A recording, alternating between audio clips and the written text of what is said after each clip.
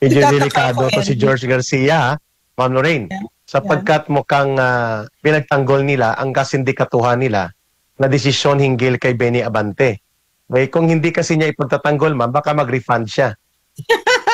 I was thinking the same thing. Kasi ang strange na siya yung lumalaban for this, di ba? Of course, he said clarification, ganun. But di ba dapat si Benny Abante ang nag-aano niyan, ang Correct. laban para dyan? Bakit kaya si George? Kasi siguro refund nga, di ba?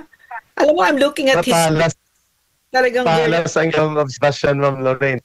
yeah. Mga kababayan, natawa kami pero galit niya. Galit ako talaga. Katarantado ng statement ni George Garcia. He's being as lawyer for Benny Abante and yet you're a Comelec chairman. Benny Abante is the one na magbibenepisyo sa statement na yon. So walang kahihiyan. Talagang baldado ang integridad nito ni George Garcia bilang Comelec chairman. Hindi man lang sa nahiya na sabihin man lang antayin natin kung anong tugon ng abogado ni Benny Abante, siya na nga naging abogado ni Benny Abante. So talagang sindikato itong si George Garcia at ang Ano? Comelec, mga kababayan. Yeah. Sino namang loko-loko na sindikato na 30 kilos ng shabu tapon mo sa gilid ng kalsada and then doon ang dead drop at doon ang pick-up point. Ito ma'am ay alitagtag part 2. I-stage mo para may accomplishment din si Torre. Wala man siya may pakita ng accomplishment maliban doon sa kanyang lawlessness and state terrorism na ginawa sa KOGC at kay Pangulong Duterte. So hindi po kapanipaniwala ito. Nagba-backfire po ito sa kanila kasi sapagkat gusto nilang ipakita na may accomplishment pero sa totoo lang sila rin po ang gumagawa ng ganitong stage-managed na uri ng operation. Sino namang loko-loko ang magtatapo ng 10 bilyon? Take note mga kababayan, 10 bilyon ang worth ng droga pinalutang sa dagat. My goodness.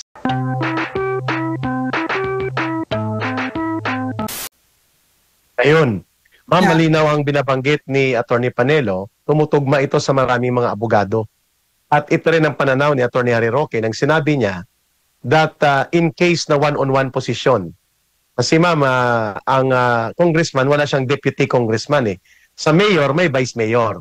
Pag na-disqualify ang mayor na nanalo, so hindi ang second placer ang mag-replace, kundi ang vice mayor elected by succession. Pero sa kaso ng congressman, ma'am, na one-on-one posisyon yan, national level, ang sinasabi ng COMELEC, ang sinasabi ng Supreme Court, itong hindi binigit ni George siya, mukha niya binasa, ma'am. Nandun sa desisyon, the correct line of replacement will be special election. Hindi automatic na si Benny Abante hindi binasa. Kahit ako, di ako lawyer, nandun decision ng Supreme Court. In line of those unqualified candidates, ang papalit kapag walang succession line na available, special election. So, George Garcia, magbasa naman po kayo. Mukhang ang mata po ninyo ay nakatuon doon sa pag-iwas na i-refund nyo ang magkano ba? Alam mo, Ma'am Lorraine. alam mo, Eric, talaga, lagi ko na bumabalik ako kay PRRD, no? Man of great wisdom talaga. You know, he would say, walang kwenta ang taong walang prinsipyo. Yan ang nakikita natin kay George Garcia, kay Martin Romualdez, kay Butod, ang pinakamagandang first lady sa balat ng lupa. Napakaganda. At saka si Marcos, 'di ba? And of course, yung selective na nagka-selective amnesia si George. Hindi niya binasa 'yon, 'di ba? So, I'm thinking, I'm thinking right now, the Marcos propensity for ignoring laws of the land, no, and forging on. Tuloy-tuloy lang, wala silang batas-batas, sila yung batas. Yan ang babantayan natin. Yan ang babantayan natin kasi there's so many planted distractions, no.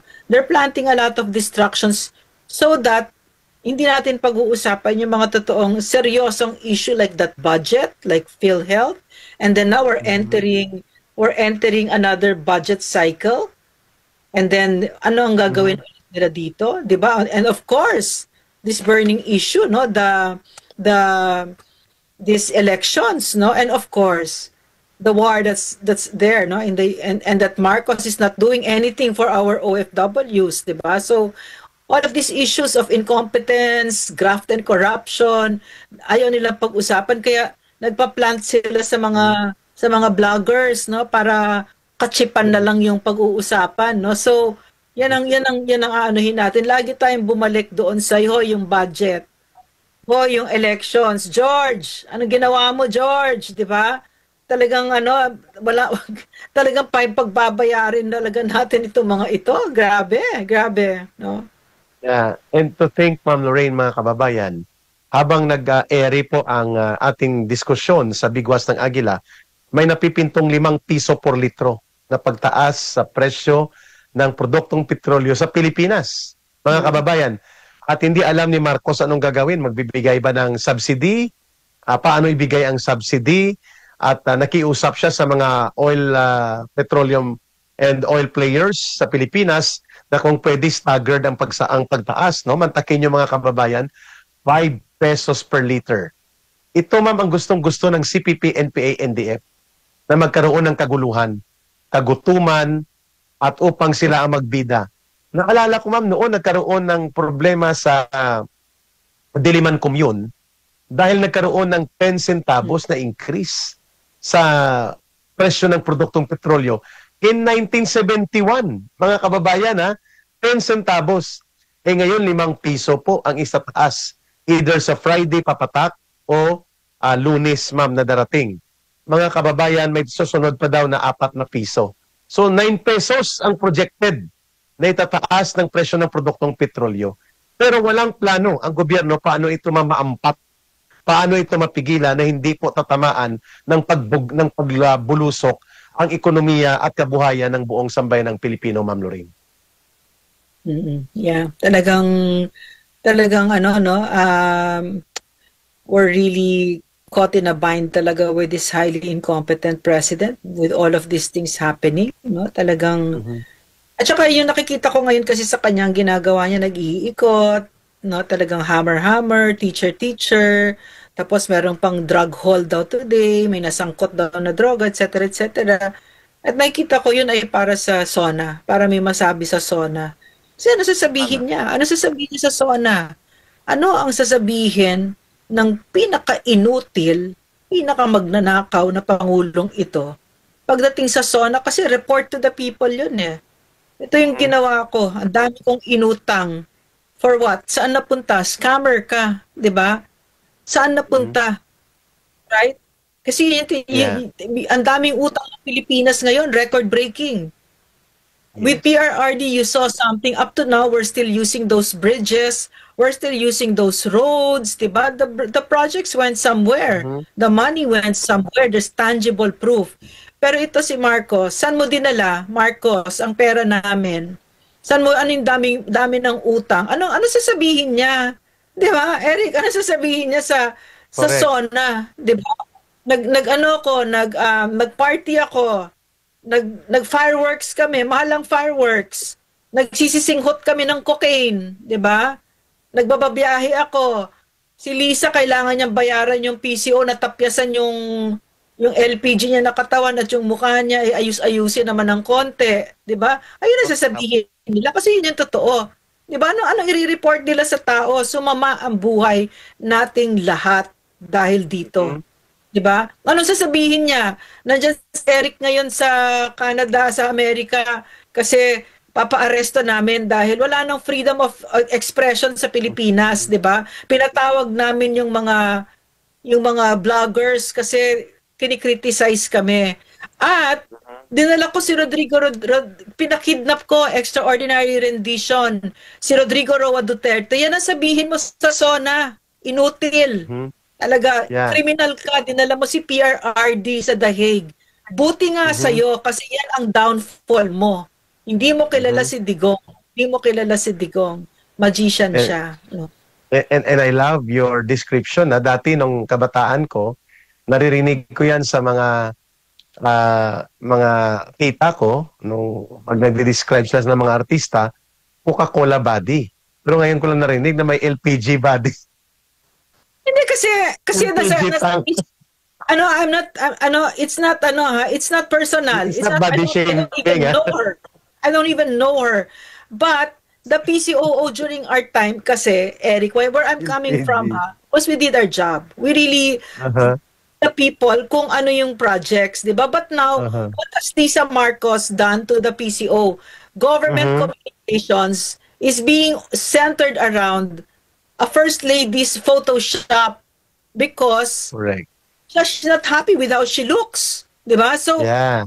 it's so obvious. It's so obvious na yan ang you let the Filipino people bear the burden of your Mhm. vanities and your incompetence, no?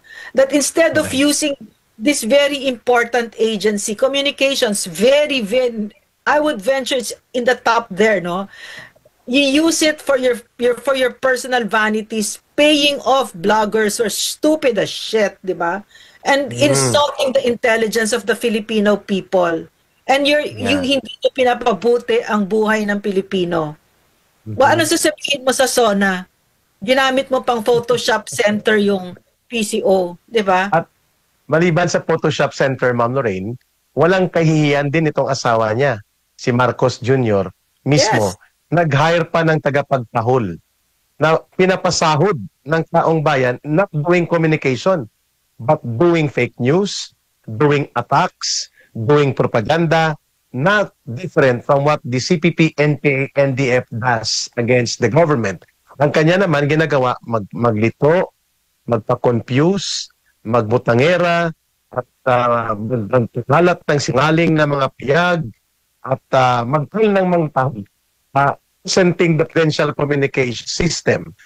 Since ni Ma'am Lorraine, ang mga ganitong uri ng tabak with the level of presidential communication system sa loob ng gobyerno ni Marcos ay hindi po ito nakakapagbuo ng magandang pagpapakita sa taong bayan kung saan patungo ang ating gobyerno sapagkat puro katarantaduhan, kalukuhan, kasinungalingan ang lumalabas sa information galing sa palasyo.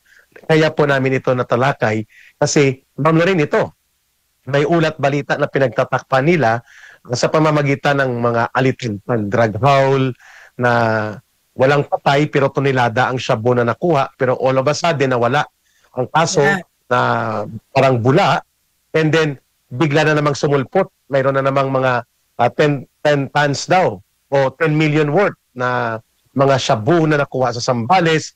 Hindi na naniniwala ang taong bayan kasi iba po ang pulso at reaksyon ng mamamayan. Hinahanap nila ang totoo, tunay na mararamdaman na kapanatagan dulot ng decisibong war on drugs.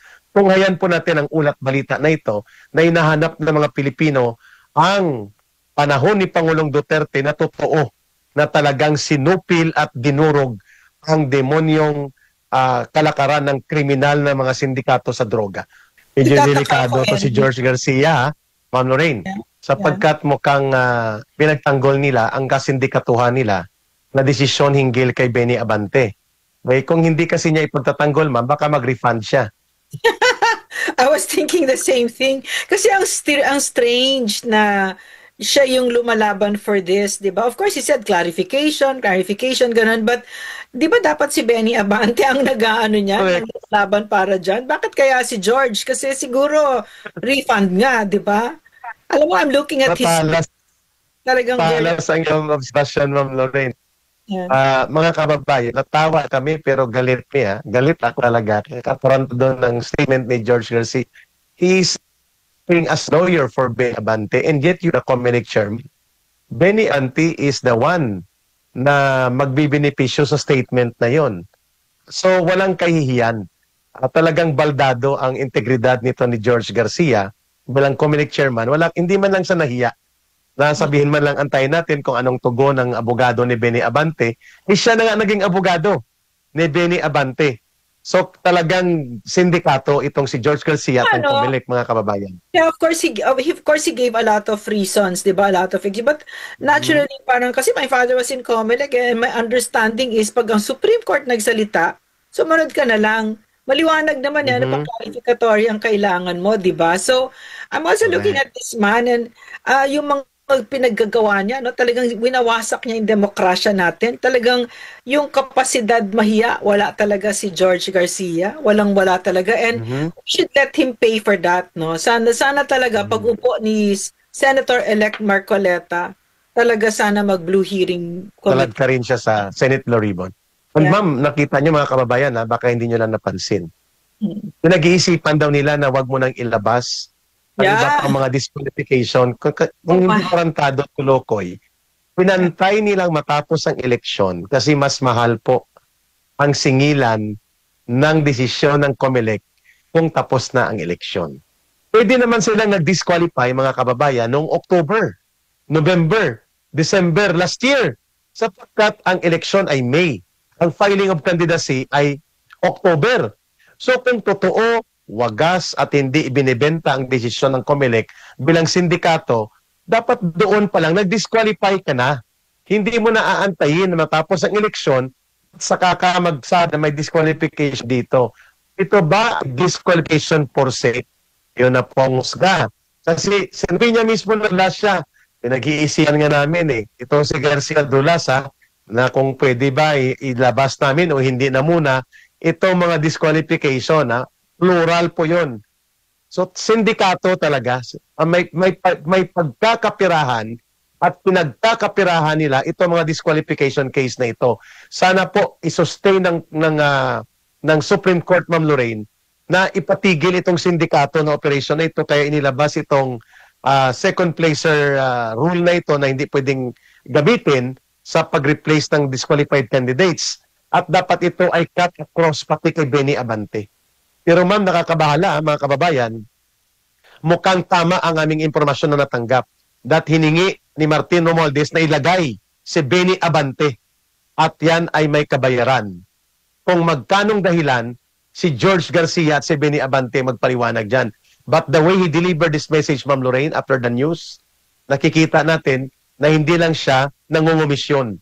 Siya pa ang nagsisilbing abogado tagapagtanggol ng bulok na kongresistang ito na si Benny Abante na dapat hindi maupo ay parang gustong-gusto niya atat na paupuin sa pamamagitan ng mga maniobrang sindikato sa loob ng COMELEC. And then implications kasi nito, napakadelikado talaga nitong taong ito, kung George Garcia na ito. I wouldn't be surprised, no? Doon sa listahan na sinasabi niya na hindi niya pa ilalabas, kung nandyan si Rodrigo Roa Duterte, no? At yung mga Duterte, kasi hindi nila makuha sa Pwede. maayos na halalan no? Hindi Pwede. naman siya nahihiya Hindi naman siya nahihiya kasi balakid kasi yon sa katiwalian, yung pagmarunong kang mahiya, nahihiya ka sa taong bayan. Pero ito wala itong hiya, hindi siya nahihiya talaga. So, advantage yon kapag ka ikaw ay tiwaling o opisyal, no? So, merong design kasi ang Marcos. Hindi ka na magtataka kasi nga, no, parang very consistent naman sila. Yung consistency nila is dapat matanggal ang mga Duterte. So, hindi nila magawa sa election, gagawin nila, pwede nilang gawin through George, no? Yes. And ma'am, remember Yeah. mga kababayan, remember, mag-iisang buwan na pong elected si Pangulong Duterte. Nanalo by almost 500 million votes. 500,000 votes ang abanse niya. Hindi pa siya ipinoproklama. There is no delegation and there is no issuance of notice of proclamation as the winning candidate made on Duterte. Hindi po ginawa ng COMELEC. Mag-isang buwan na. And yet, ginagawa niya ngayon ang mga disqualification at iba pa. Bakit hindi nila ipinoproklama si Pangulong Duterte? Sapagkat posible ang binabanggit ni Ma'am Lorraine, that is a theoretical possibility na i-disqualify siya at hanapan pa nila ng butas sa utos siyempre ni Marcos at ni Romualdez. Ngayon, mukhang naunahan sila ng Supreme Court, ma'am, kasi no second placer rule will apply to Carlo Nograles. Hindi siya pwedeng umupo. Okay? And then si Basti Duterte ay Vice Mayor. So tingnan nila baka pati si Basti Duterte hinahanapan din ng butas na hindi mauupo. Kami po ay nagsasabi lamang ng posibilidad na hindi malayo na ganun nga po ang target na gawin nila George Garcia. Dahil nga ginawa nila kay Benny Abante. At saka nakakataka ba yun? Mahirap bang umabot sa conclusion na yon? Yung kababuyan na ginawa nila sa Duterte Youth, no? Ni George Garcia. Isa pa. Kababuyan, no? Tapos yung pagprotekta sa mga CPP party list, no? So parang mahirap ba bang umabot tayo doon? Ando na nga tayo siya na nga tagasabi, siya yung kingmaker, siya tagasabi kung sino magiging congressman, kung sino magiging lahat niyan, 'di ba? So 2025, 2028, patagalin niyo pa yung kurakot na yan, no? Yung corrupt na yan na hindi nahihiya. Kahit president siya magsasabi kung sino yung vice president, kung sino yung senators, congressmen. Siya nga nagsabi ngayon kung sino yung mga senators, di ba? At ang naririnig natin na nasa likod niya ay si Lisa Marcos, at saka si Martin Romualdez, at saka syempre ito si Bongbong Marcos, no? Ito napakahinang taong ito. So, very dangerous person itong si Pero, again, kasi when I say very dangerous, kala mo kung sino, di ba, no?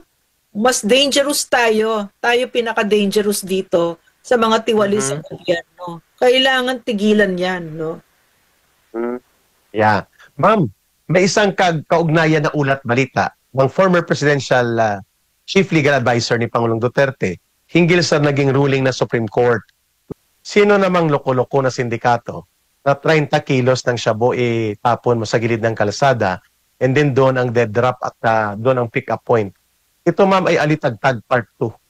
I-stage mo para may accomplishment din si Torre. Wala man siya may pakita yung accomplishment maliban doon sa kanyang lawlessness and state terrorism na ginawa sa KOJC at kay Pangulong Duterte.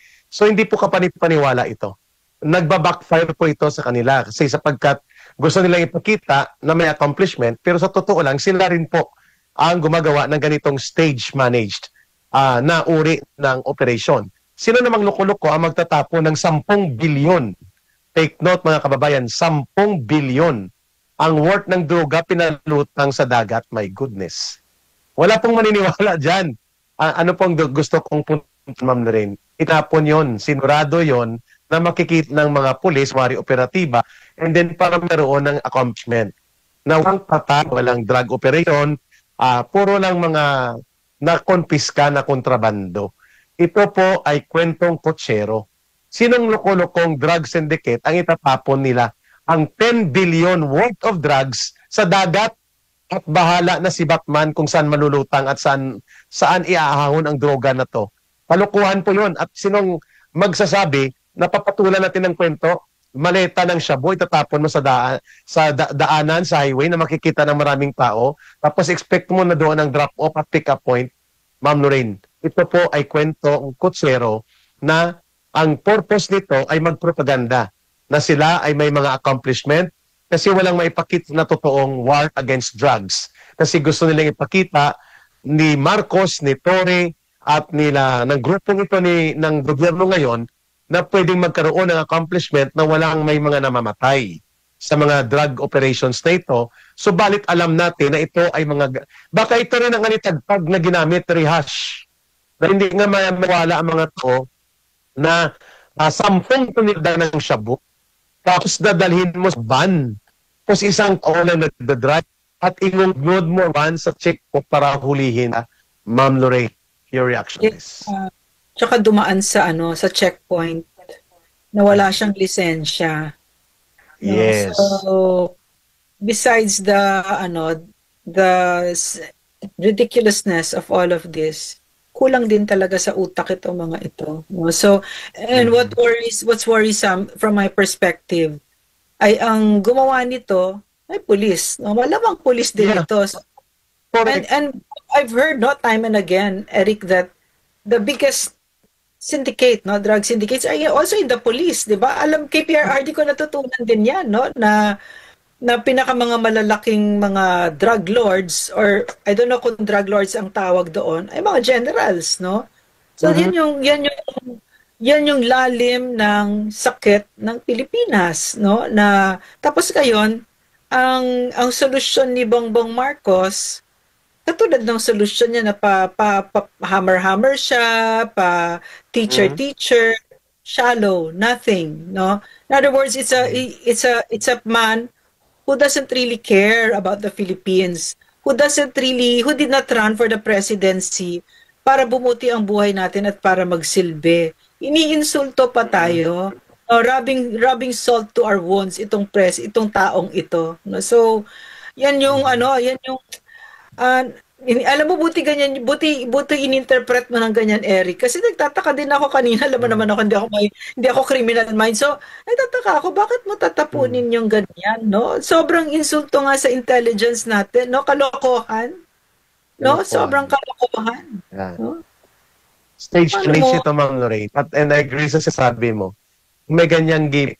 Police din po yan. No less than the President himself, President Duterte, identified that problem. At alam mo ba, ma'am, ang gimmick na yan, binukit yan sa atin and kapag nag-conversation tayo with former NICA Director General, Alex Paul Monteagudo, who happened to be a two-star police rank Major General, investigador, alam niya na gawang pulis po yan. Ibig sabihin mga kababayan, yung pagtapon ng maleta ng shabu sa Naik Cavite, yung pagpapalutang ng mga sako-sakong shabu sa Zambales, yan po ay mga stage managed. Ibig sabihin po, gimmick para palabasin na magaling ang interception ng operations ng pulis. Para siyempre, bida si Tory kay Marcos. Either hindi alam ni Marcos dahil wala naman talaga siyang alam, tapos ibebenta sa kanya the way ang kwento ni Abalos at kwento ni Marbil sa alitagtag drug raid sa Batangas, inuulit na naman po nila. Hindi po ginagawa ni Pangulong Duterte ang ganyang peke na namimiki ka ng accomplishment. Ang ito na mama, Eric, budilga ng Eric, Shabu ang nahuli sa Binondo. yeah. Walang follow-up investigation saan napunta ang mga shabu na yon. Are these recycled? Ginagamit as props para magkaroon ng ganitong gimmick na mga accomplishment? Ma'am, tunilada ng shabu, budigahan ang nakuha sa Binondo. Inimbestigahan and then all of a sudden, nawala lang. Last year ito. So we're asking people right now are asking, ito ba ay supply sa biga na tinatgo ng mga pulis? Ilalabas sa panahon kailangan magkaroon ng zone si Marcos. We have intercepted ang billion worth of shabu in Zambales, 200 million worth of shabu in Naik Cavite without losing a single life of our people na namatay sa madugo na war on drugs. Yan pong narrative niyan, ma'am. So, Sila ano, din po ang naggagawa niyan. so, parang they're so stupid kasi they think that the Filipino people are stupid. Now we would that, 'di ba? Parang si Martin, para lang makita ninyo yung level ng stupidity nila. Ha? Martin Romualdez said that he's not interested in running for higher office in 2028. Wow! 'Di ba? So parang anong tingin niya sa atin tanga? Lahat nga ginawa na niya eh. 'Di ba? Lahat talaga, lahat ginawa mo na, Martin. Lahat ginawa mo, 'di ba? Para talagang matanggal si Sara para ikaw na. Hindi naman bobong Pilipino. So, yun yung believe ako kay PRRD talaga. Kilalang kilala niya ang Pilipino at ang Hindi taas na namimiki. taas talaga ng respeto niya sa Pilipino na talagang pagsisilbihan niya. He doesn't insult our intelligence, which is why parang what startles me about this administration is how they shoot themselves in the foot all the time. Kasi sila Agree. din ang they haven't figured out na sa kanila din ang bagsak nito, sa kanila din sila talo dahil lalo pa hindi magtiwala ang tao sa iyo, 'di ba? Lalo pa kayong pagtatawanan. You think sa SONA, pag nilabas na ito, you think the people will say, "Wow, ang galing-galing." Meron siyang na humarap siya sa mga teacher, na tag-teacher siya. At yun, sininghot-singhot niya yung mga shabu-shabu na nahuli, di ba? You think the Filipino people are like that, di ba? Bad, no? Agree. Talagang, Yeah. talagang, Ma'am, isa pa. yeah, go ahead. Go Yeah. ahead. Maganda yung pinunto mo, ma'am. You can never fool the people. And that is Yeah. why they love Duterte. Because Duterte is authentic. Yeah. Kung mali, mali. Kung totoo, totoo. Huwag kang mamiki ng accomplishment. Ganon si Rodrigo Duterte. Kapag sinabi niya na itigil ang shabu, ititigil niya. At kapag sinabi niyang may mamamatay dyan kapag hindi kayo tumigil, nangyayari yon sapagkat lumalaban talaga ang mga sindikatong ito. Kung makikita po ninyo, never nag-stage si Pangulong Duterte ng ganyan. At kapag may pagkakamali inaamin niya, halimbawa, nagalit siya kay Senator Bato de la Rosa dahil nalusutan sila doon sa GX-Ju na pinatay ang Koreano, hinulidap. Anong ginawa ni Pangulong Duterte? Ops, tigil. Wala mo nang pakialamang polis, i-review mo na yung tukhang at pidiya mo na. because sa loob ng Camp Crame mismo, sinakal ang Koreano, holid up sa Pampanga. But Rodrigo Duterte never covered up. Tama ba, Ma'am Lorraine? Hindi sinabi na itago niya yan. Pag nyo, nakakahiya yan. He never did that. He confronted the problem right there and then at sinabi niya na hindi ko papayagan na gano'n ang gawin ng mga pulis, Ma'am Lorraine. At saka yung yung caliber ng thinking, doon ako nagugulat kasi at saka yung pagka hindi nila alam, madami silang hindi alam, that alitagtag incident. It was so shocking to see them say na ito yung mga na-surrender, but that's not the way to do it no? That's not the way to do it. You bring it to a lab where they test each and every kung totoong malay mo harina yon, malay mo polvoron lang, 'di ba? 'Di ba? Hindi mo, you don't presume right away that it's it goes through an entire process, no? And the only time that the president goes there is pag verified na talaga, and it's in the PIDEA, hindi siya sa roadside, hindi siya sa ganon, no? So parang gimmick, no? Cheap, very cheap gimmickry. And I think it really reflects talaga, pinakita talaga yung pagkawalang alam tungkol sa gobyerno nitong mga ito. Wala talagang alam. Walang alam. And I agree. Ma'am, and I agree na mukhang paghahanda ito sa SONA at mayroong reaction, ma'am, si Vice President Sara Duterte. I hope unahin natin ito sa ating balita. Hindi siya dadalo sa SONA ni Marcos at tinawag niya na the biggest scammer in the country right now is Bongbong Marcos. Yes, Lantaran. So anong purpose na maging bahagi ako ng scam?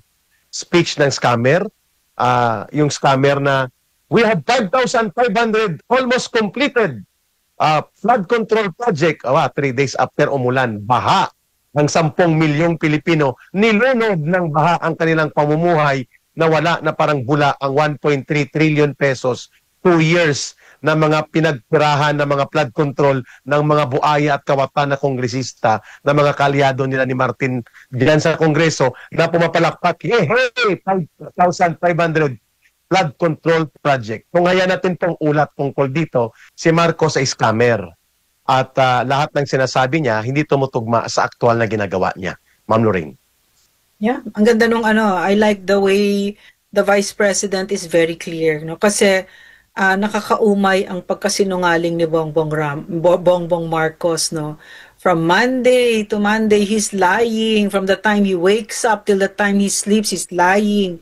Even when things that he doesn't even need to lie, he's lying. He's saying that his family uses the MRT all the time, plenty of times. That we all know that's a lie, diba? So he's a pathological liar. This man has very serious psychological issues.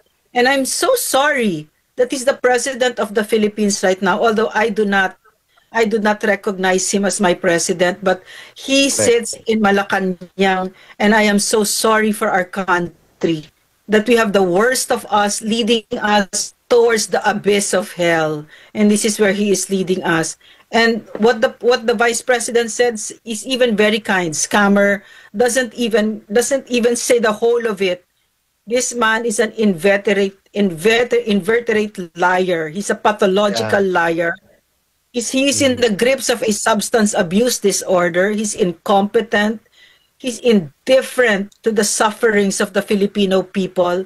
And he is so corrupt beyond belief. And we know why. We know why. No? We know because he's not capable. He's really an empty, fractured vessel. And I'm so sorry for our country. Of course, I'm sorry for him also. I'm so sorry for him because someone like him is living through hell. I'm telling you that. I know that because you are in the grips of a substance abuse disorder, your life is hell. And where you belong is really in a place where you get healing and recovery. Not in a place where you're supposed to be at your best. No, I saw it with Rodrigo Roa. Agree. So, like for example, Ma'am Lorraine, ang hindi po niya, wala kang makitang remorse sa kanya. Halimbawa, ang ill-gotten wealth, yung nakaw na yaman. Pilit niyang dinideny ito, no? Patawa-tawa siya sa interview niya doon sa Australian journalist, no? Kaya sa sinupalpal, anong nakakatawa sa tanong namin? Na ang pamilya ninyo ay nagnakaw sa taba ng bayan ng Pilipinas. So namutla siya bigla, no? And then the entourage niya was trying to cut off the interview. Hindi nagpaputol ang production team. Talagang mutla siya, hindi niya amang isasagot. Dahil kumpronta siya ng katotohanan na nagnakaw sila ng bilyon-bilyon na pera sa taong bayan, kaya nga mayroon siyang pending na tax delinquency sa Amerika dito sa mga deposito nila, na kung hindi lang siya pinagbigyan ng diplomatic temporary immunity, ay aristuhin siya, ma'am, sa nagkakahalagang mga almost $350 million penalty sa mga ninakaw nilang pera na nakadeposito, nakatago sa iba't ibang bangko dito sa Amerika. Pangalawa, may utang siya sa Pilipinas, bilang pamilya nila mismo. Dinideny niya at kinontes niya, ma'am, ito ay may finality of Supreme Court decision. 23 billion ang utang nila sa inheritance tax. Hindi niya binabayaran.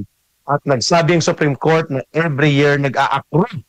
Mataas po ang utang ng pamilya Marcos, led Bongbong Marcos, sa pagtanggap ng karapatang mamamayan, singilin ang buhay nila.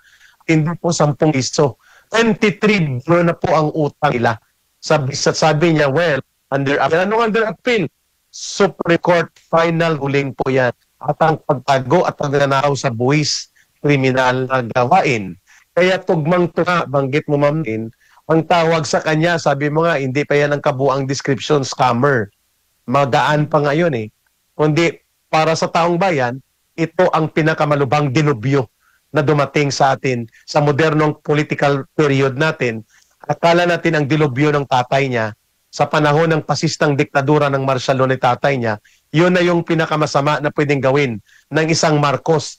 Mas malala pang dilubyo, itong nagbabait-baitan, nagmamaang-maangan, at nag-aastang inosente, pero pinakamasama ang layunin sa taong bayan at ginagawa niya, maliban doon sa niloloko niya na ang sarili niya at taong bayan, naniniwala siya na wala siyang kasalanan. Yan pong pinakamalubhang pagkademonyo ng isang demonyo kapag ikaw ay naniniwala na matuwid ang ginagawa mo at ang iyong ginagawa ay para sa kabutihan, samantalang lugmok na ang mga mamamayan. Ma'am Lorraine, nakita ko yan, ma'am, sa kanyang itsura. Yung na-meet ko yan sila ni Lisa, ni Martin Romualdez, sa bahay ni Inigo Sobel 1 week before the election in 2022.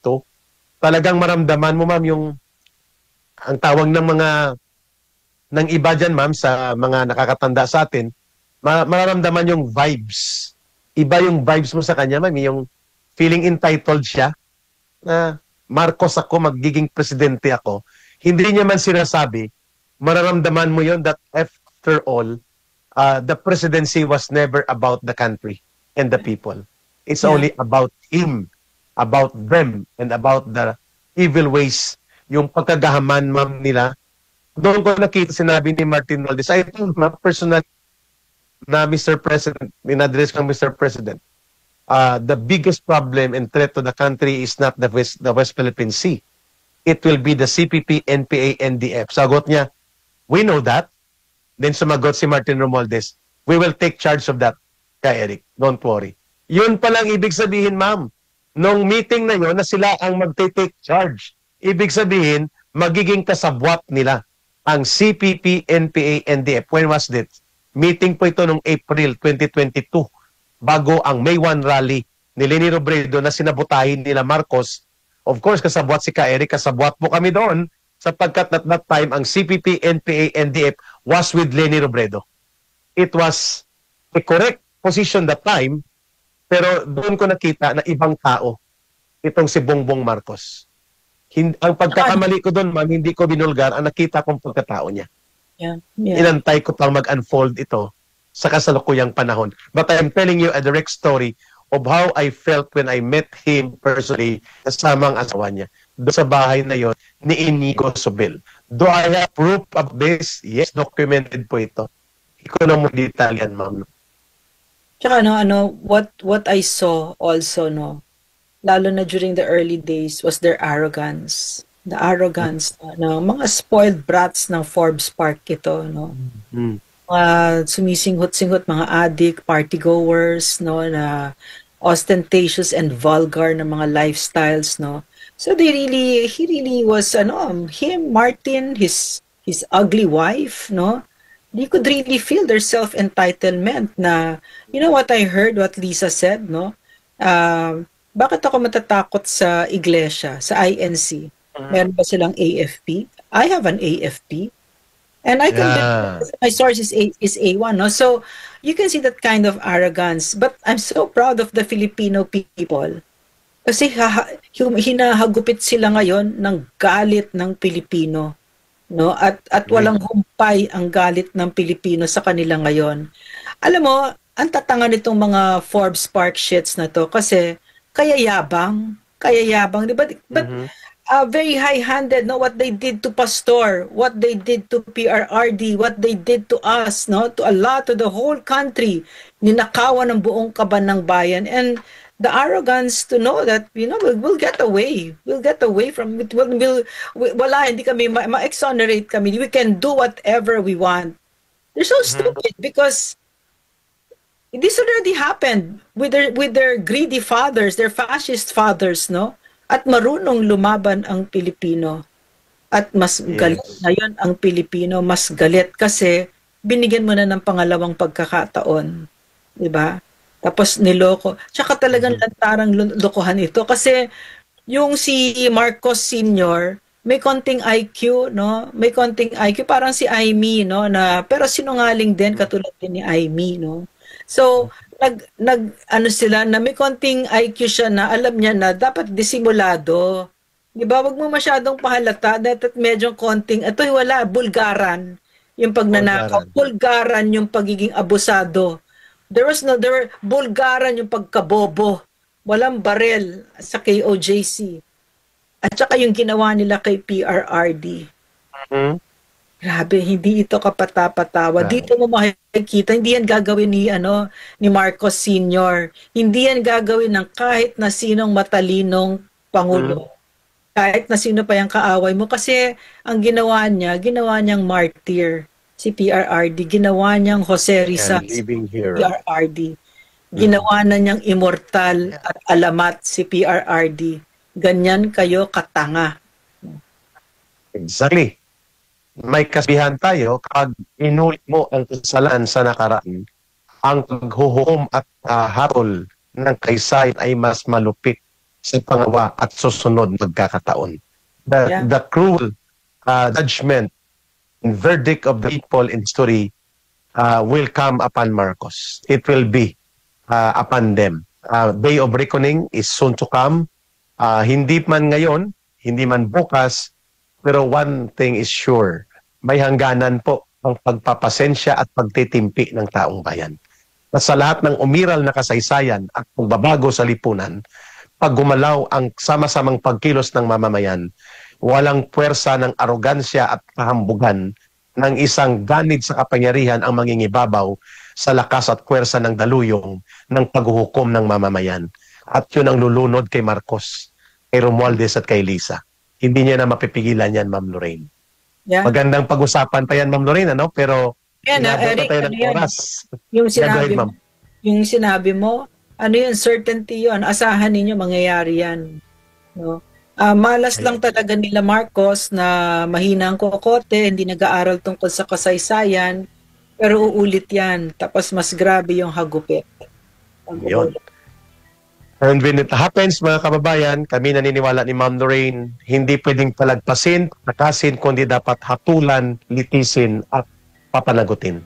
Kung kailangang kulong sila sa katarungan ng mamamayan. Ma'am, yung ibang hindi natin natalakay, bukas ulit sa pagbabalik ng Bigwas ng Agila.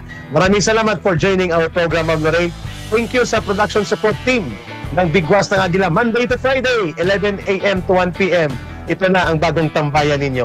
Mabuhay ang sambayan ng Pilipino. Maraming salamat. Thank you. Bye. Salamat mga kababayan. Bye. Tama na ang panlilinlang. Tama na ang panggigipit. Panahon na para manindigan. Panahon na para lumaban. Kasama sina Dr. Lorraine Bador, Jeffrey K. Eric Celis at Atty. Marlon Busantog. Walang inukurungan, ilalantad ang katotohanan. Kasama mo ang Bigwas ng Agila, lakas ng bayan, tinig ng katotohanan.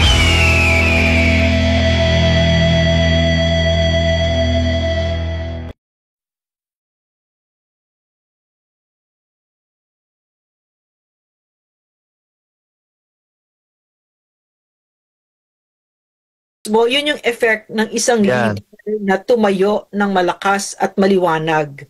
No, dahil doon, he inspired an entire nation, an entire Agree. citizenry all over the world to unite against a common enemy. Para Agree. matapos na, kasi nakita nyo, narinig nyo yung sinabi ni Eric, di ba? Talagang pinagplanuhan tayo ng mga sindikatong komunistang teroristang ito. Pag nakita ninyo yung organizational structure, andun sila. Meron silang function, ginagawa talaga nila. No, so paano lipad ang Pilipinas? Ay alam mo, it's hard enough to rebuild a nation at magtayo at mag-build ng nation na malakas. Eh meron pang ganyan na bawat galaw ng gobyerno binabaldado. Meron pang ganyan na ang presidente mismo nakipagkaibigan sa teroristang organisasyon. Hindi ko naman alam, ang AFP, tulog ba kayo? 'Di ba? Natutulog And siya. ma'am, to think of it, Ma'am Lorraine, mga kababayan, before namin po iwanan pansamantala nag-issue na ito. Babalikan namin ito ni Ma'am Lorraine na ano pa lang ito, tip of iceberg discussion pa lang ito. Dami niyo pang malalaman dito sa amin ni Ma'am Lorraine. Ma'am,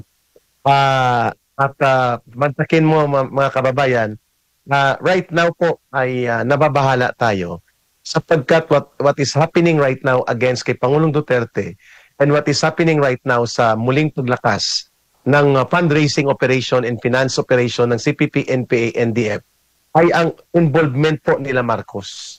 Na ito ay pabayaan, hayaan at huwag gumawa ng anumang hakang to the point na i-entertain sila it bogus pieces na ito at delikado po ito mga kababayan. Nagsasalita na lang tungkol dito ay ang bigwas na gila. Sapagkat iniiwasan na rin po itong ELCA na banggain ito sapagkat ito ay mukhang naibenta kay Marcos, sponsored by Romualdez and Galvez, upang papaniwalain ang taong bayan na may mangyayaring peace talks at matatapos na ang communist terrorism ng CPP, NPA, NDF. Ma'am Lorraine, ang isang unique sa CPP, NPA, NDF, mga kababayan, ang lawak ng kanilang tentacles o galamay sa pagbubuo ng international operations, hindi po yan ginawa ng other communist parties. Hindi po yan inabot ng FARC, Puwersa Armado Revolucionario de Colombia, na disband na po ito. Hindi yan po naabot ng Shining Path o Sendero Luminoso ng Peru. Hindi po yan inabot ng even ng Communist Party of China sa panahon ni Mao Zedong. Hindi nila inabot itong galamay ng pag-infiltrate at pagbubuo ng mga support network na inabot ng CPP, NPA, NDF. Hindi sila malakas sa numero, pero nakakakuha sila ng tuloy-tuloy na pondo, suporta, at nalilito at nakoconfuse nila ang buong mundo kung ano talaga sila. Kung wala ang ganitong mga programang kagaya ng ginagawa natin, Ma'am Lorraine, dahil pinabayaan na rin ni Marcos, marami pong pagkakataon na makaka-recover sila dahil sa international network na ginagawa nila na ngayon ay pinag-uusapan natin, Ma'am Lorraine. Yeah, so alam mo kaya sila kakaiba, no, ang CPP. Kasi sindikato na sila. Hindi na yan hindi ito communism pinag-uusapan natin dito. Mga kriminal yang mga yan, mga sindikato yang mga yan. Kita niyo naman, no? Kung talagang ipinaglalaban nila ang good governance, katulad ng sinasabi nila, bakit sila kakampi kay Marcos? Magnanakaw. Yes. Inutil, indifferent, di ba? In other words, yung sinabi ni Ambassador Bobby Tiglao na ang tawag nila sa kanila, Reds for rent, pera.